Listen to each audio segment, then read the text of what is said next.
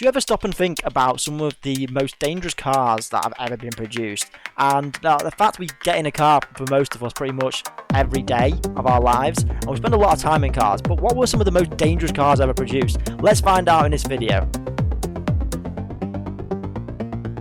Thank you so much for watching, and to kick things off with the first car, we have the Yugo. The Yugo is just a generic name that has no other sort of ending to it, but for this car, according to the articles and the reviews, this is one of the most dangerous cars actually you could buy, and is actually still in place today, mostly in Serbia and Russia, where the car is actually sold, but it used to be sold in the US, which is why there's quite a few of them in the US, and you'll see that on reviews and a lot of in the American car reviews. And the reason for the GV and what it used to be called GV, SV, is that it just offers no protection. The American version was at the time one of the cheapest cars in the 80s you could buy, and when it went on sale, that was great for value, but absolutely terrible for quality. And to be honest, just looking at it, it looks terrible. With the Yugo GV, it just offered no protection inside at all. And most people really complaining that the Yugo just fell apart, and that's what made it actually really dangerous. Door mirrors, doors, engine, everything broke.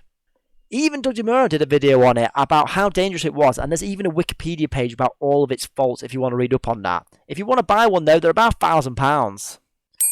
For the number 2 spot, I have gone for the Ford Explorer from 1990 or even 1995 to be honest, because these cars were ridiculously dangerous and probably well known for being some of the most dangerous cars actually that went on sale. No joking, this car was shocking, and if you lived in America you probably know why, but this car didn't really go on sale in the UK, so we don't know. But the Explorer really was, especially for the 1990 model, A, really bad at its crash tests, and B, had a huge and, well, high centre of gravity. So the car would just roll over in a moose test and pretty much any scenario if you really turn the steering wheel, which made it incredibly dangerous. Now, yes, you can mod them, which does make them look pretty cool, but it was a really dangerous car to buy. Mechanically, it ran fine, but the car itself was a bit dodgy, and it even led into the later model. There was even faulty designs in the tyres, which led to blowouts on the road, making it even worse with its centre of gravity.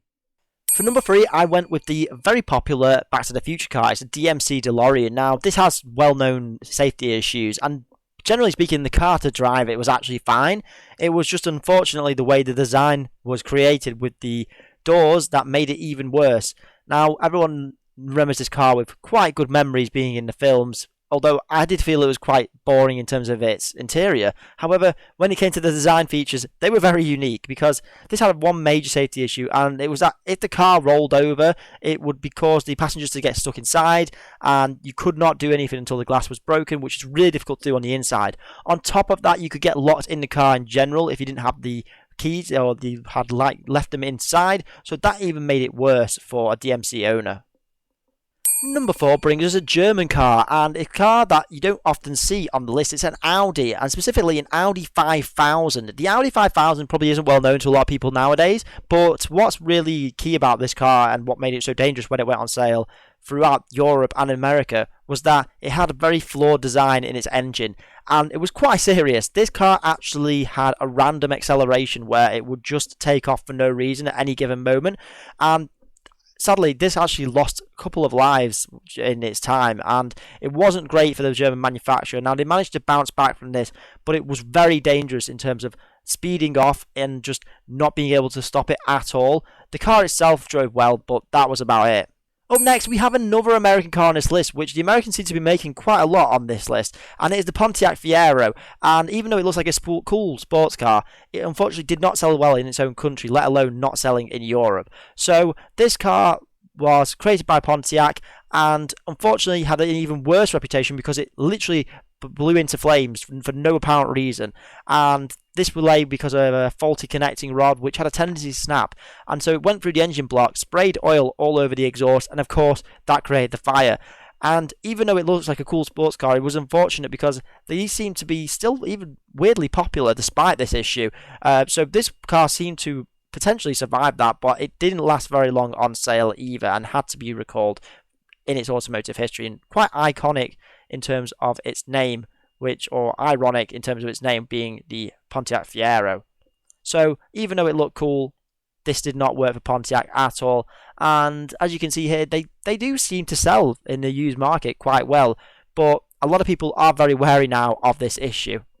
And the final car on this list, well, it's the Porsche Carrera GT. You're probably wondering why this car is on the list, given that it's created by Porsche in a German manufacturer. It should be excellent. Well, the Porsche Carrera GT, much like the other cars, is completely different issues to its last. And the reason for this is it was just a very, very difficult car to drive. The car itself wasn't particularly dangerous if you drove it at slow speeds, but it was just a lot to handle for even the most experienced drivers.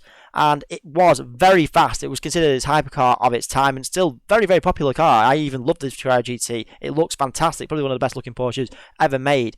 And with only 1,270, it was, of course, a very, very rare car.